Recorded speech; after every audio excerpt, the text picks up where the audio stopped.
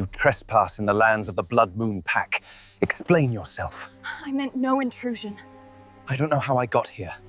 The storm shouldn't have existed, not in the middle of a clear summer afternoon. Ava Whitmore had been hiking alone, trying to clear her head after another suffocating week of deadlines and expectations. The sky had been bright blue only minutes ago. Then the wind shifted, the air changed. It felt charged. Before she could react, the ground beneath her boots cracked with a sound like splitting stone. Light burst upward in a spiral of silver and gold. Ava screamed as gravity vanished beneath her feet, and then silence. She landed hard on cold earth. The air smelled different, sharper, wilder, when she opened her eyes. The forest was wrong. The trees towered impossibly high, their trunks wider than buildings. Strange glowing vines clung to bark. The air carried the distant echo of howls that didn't sound entirely like wolves. Her stomach dropped. "This isn't Colorado," she whispered. A twig snapped behind her. Ava spun around. He stood at the edge of the clearing like something carved, from shadow and muscle. Tall, bare-armed, broad, shouldered. His dark hair fell to his collar, slightly withered. His jaw was sharp, eyes an unnatural shade of molten gold. He wore leather and fur like a warrior from another age, a blade strapped to his back. But it wasn't his size that froze her, it was the power radiating from him. Predatory, dominant, ancient. He stepped forward once. The ground seemed to respond to him. Ava's pulse thundered. "Okay, if this is a costume festival, I swear I didn't sign up for it." His gaze narrowed. He inhaled deeply, then his expression changed. Not confusion?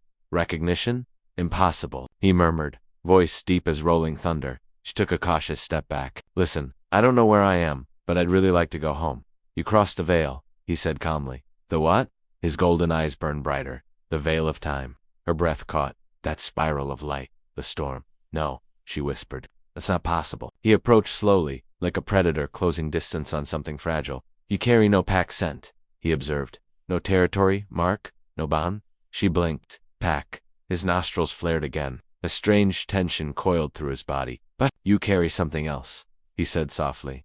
Ava swallowed. "And what's that?" "Mine." The word hit her like a physical force. "Excuse me?" she snapped, fear turning to anger. "You don't get to just claim people." His lips curved faintly, not amused, but intrigued. "You stand in my territory?" he replied evenly. "I am Alpha here." A howl split the air behind him. Then another figures emerged from the forest, men and women dressed like him, eyes gleaming in shades of amber and silver. They stopped when they saw her. Shock flickered across their faces. "She's human," one of them whispered. "She smells like stormlight," another murmured. The Alpha lifted one hand slightly, and they fell silent instantly. Authority radiated from him, effortlessly. He stepped closer until Ava could feel the heat of his body. "You should not exist here," he said quietly. "Great," she replied shakily. "We finally agree on something." His gaze drifted over her face, her hair, the strange clothes she wore. His expression hardened. "The moon chose you." She blinked. "The moon doesn't choose people." Niswardi said softly. "It does." Before she could respond, a roar erupted from the forest's edge. Not a howl, a roar. The Alpha turned sharply. From between the trees burst a massive creature, wolf-like, but larger than any animal Ava had ever seen. Its fur was dark as midnight, eyes glowing red. The pack shifted instantly. Some began to transform. Ava gasped as bones snapped and reshaped. Bodies stretching into towering wolves, twice the size of horses. Her mind fractured at the sight. "This isn't real," she whispered. The monstrous wolf charged. The Alpha moved faster than sight, in one fluid motion. He stepped in front of her, his body rippling, as it shifted, muscles expanding, spine arching, until a colossal silver wolf stood between her and the beast. His fur shimmered.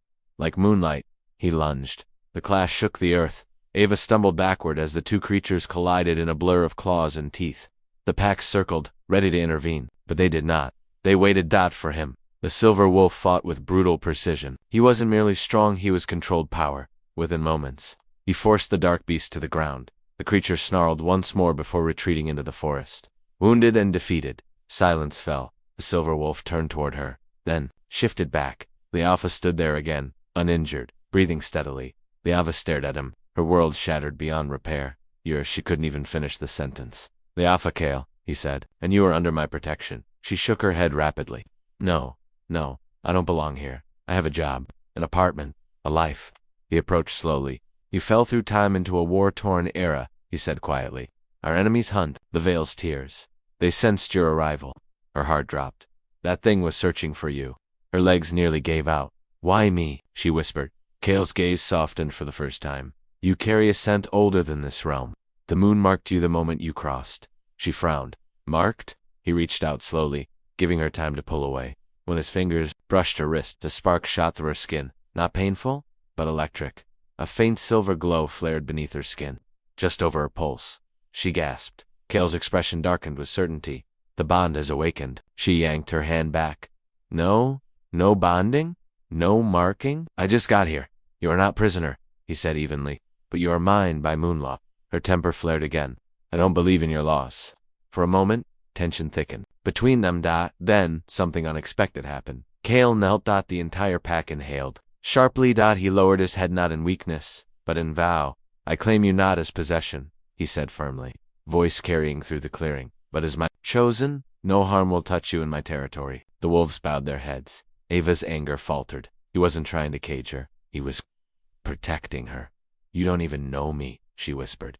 His golden eyes met hers. I know the bond. The silver mark on her wrist pulsed faintly. Confusion, warred with the strange warmth spreading through her chest. He said, enemy sensed me, she said. If I stay, I put you all in danger. A faint smile touched his lips. You are already in danger, he replied. The difference is whether you face it alone. Her breath caught. Behind him, the forest darkened as dusk approached. Strange shadows shifted beyond the tree line. This world was brutal, unforgiving, but in Kale's presence, she felt something steady, grounded, as if fate had grabbed her by the shoulders and thrown her into the only place she was meant to survive. What if I want to go back? She asked quietly. His expression flickered with something unspoken. If the veil opens again, he said carefully, I will not chain you here. A long silence stretched between them. Then, another howl echoed in the distance. Closer this time. Kale stood smoothly. They are coming again, he said. The pack shifted instantly into defensive positions. Ava's pulse hammered. She should run. She should panic. Instead, she felt the silver mark on her wrist warm again. A surge of strength rippled through her body. Kale looked at her sharply. You feel it? She nodded slowly. Yes. The forest trembled as shadows approached. Kale extended his hand toward her. Stand with me, he said. Not an order, an invitation. Ava hesitated only a second before placing her hand in his. The bond flared bright. Power pulsed outward like a shockwave. The approaching shadows halted. The pack stared in awe. Kale's voice deepened with authority that shook the trees.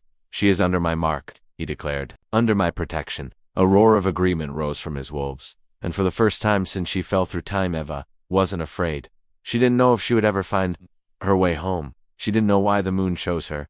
But as Kale stepped in front of her once more, eyes blazing gold, she understood one thing clearly. She had crossed into the savage alpha's domain. He had claimed her. Not with chains, not with force, but with a vow that echoed through time itself. The battle cries erupted. The war began, and Ava stepped forward beside her alpha.